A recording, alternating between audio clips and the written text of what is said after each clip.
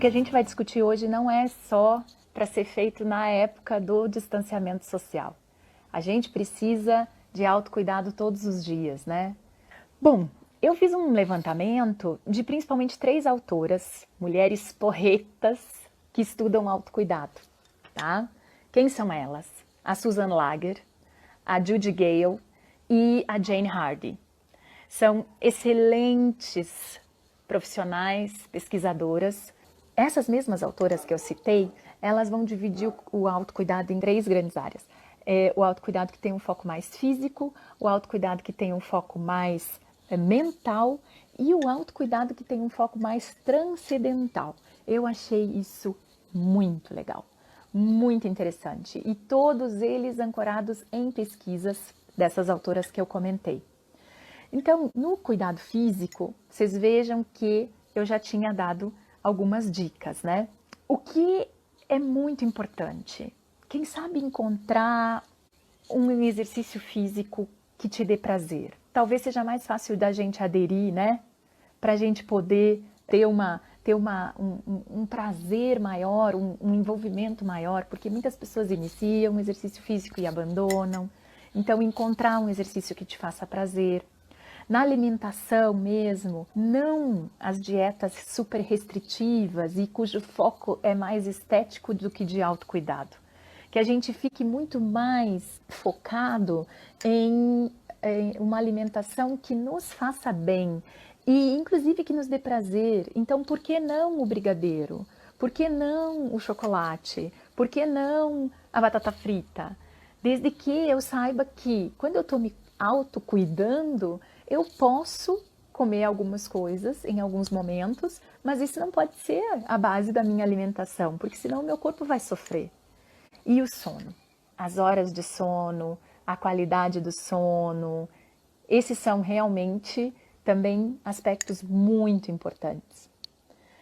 E o cuidado com o corpo propriamente dito, e daí não associado com um objetivo estético, e sim se fazer um carinho. Então, quando foi a última vez que você se fez um carinho? Você se passou um creme assim, bem devagar? Você deixou o vento massagear a sua pele e ficou prestando atenção nesse carinho que o vento estava fazendo na sua pele, por exemplo? Eu achei muito legal esses dados que as pesquisadoras apresentam como formas de autocuidado, né? E isso nos leva direto para as questões mentais, né? Toda a parte de prestar atenção, regular nossas emoções, lidar com as nossas emoções, aceitar as nossas emoções, autoconhecimento, conhecer as nossas características, aceitar as nossas características, lidar com as nossas dificuldades, tentar melhorar o que é possível melhorar e tentar investir, né? Inclusive no lidar com os outros, por exemplo, ser menos críticos com a gente, ser menos críticos com os outros, né? Levar mais em consideração que se somos todos humanos, inevitavelmente somos imperfeitos. Então, quer dizer, que perfeição é essa que a gente vem se exigindo e vem exigindo das outras pessoas? A gente acaba repassando isso, inclusive para as pessoas que a gente cuida às vezes. Então, esse é um outro ponto bem importante, né? As nossas cognições.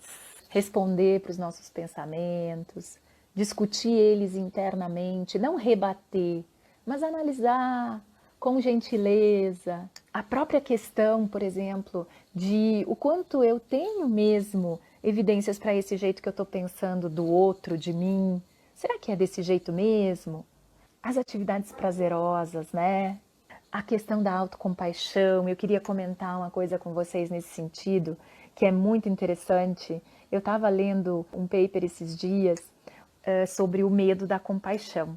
E aí eu fiquei pensando, de fato, a gente tem a tendência de pensar que compaixão é tipo ter autocompaixão, é tipo ter pena da gente mesmo, né?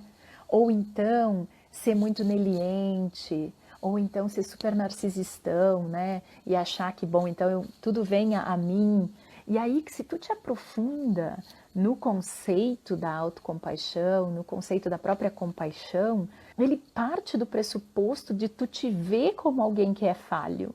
Então não tem espaço para um narcisista, né, nisso, não tem espaço para um narcisismo, para uma coisa aneliente, para uma coisa egoísta dentro desse conceito.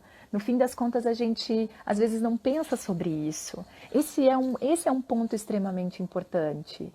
Autocompaixão de verdade, compaixão de verdade, ela pressupõe essa humanidade comum, ela pressupõe a aceitação do fato de sermos todos imperfeitos e de que a gente erra, né? E de que a gente erra mesmo quando a gente está tentando acertar, né? Então, essa tolerância, né? Com o outro, com a gente. Então, eu acho que esse é um ponto bem interessante para investir. E nesses aspectos cognitivos também, uma das coisas que as autoras comentam é alimentar a nossa cognição de coisas que sejam construtivas. Então, por exemplo, escolher melhor o que a gente vai ler, o que a gente vai assistir, com quem a gente vai conversar na nossa vida. O quanto, na verdade, a gente não enche a nossa própria cabeça de coisas que, no fim das contas, aumentam o nosso estresse e acabam nos deixando com menos autocuidado. E aí que eu achei muito legal esse terceiro ponto, que é o autocuidado de uma perspectiva transcendental. Eu gostei desse texto da Hardy porque ela fala transcendental porque pode ser muitas coisas as que são transcendentais para nós. Então, do que nós estamos falando aqui? De tudo aquilo que vai além de mim, né? De forças maiores, que pode ser desde uma questão religiosa, desde uma questão filosófica, desde uma questão de contato com a natureza, pode ser um valor específico ou vários. Então, que a gente encontre essa coisa que nos faz cuidar da nossa autotranscendência, né? E que a gente invista nessa coisa que nos faz sentir parte de alguma coisa maior, que nos faz sentir parte dessa humanidade comum. Eu achei isso tão bacana da gente pensar, né? Eu não fiquei citando muitas estratégias ou técnicas específicas, né? Mas se a gente pensar, né, tudo que a gente conhece em termos de práticas de autocompaixão, de mindfulness, de meditação, de respiração, de relaxamento, todos eles tentam justamente ajudar a gente a encontrar esse eixo, né? E essas autoras vão falar, né, em diferentes momentos, em diferentes textos, em diferentes artigos, sobre a importância da gente encontrar isso que transcende, que faz a gente sentir que a gente faz parte de alguma coisa maior, ou de que existe alguma coisa maior do que nós, que vale a pena lutar por isso, que vale a pena investir nisso, e que a gente cuide disso, que a gente encontre isso e que a gente cuide disso. É muito importante.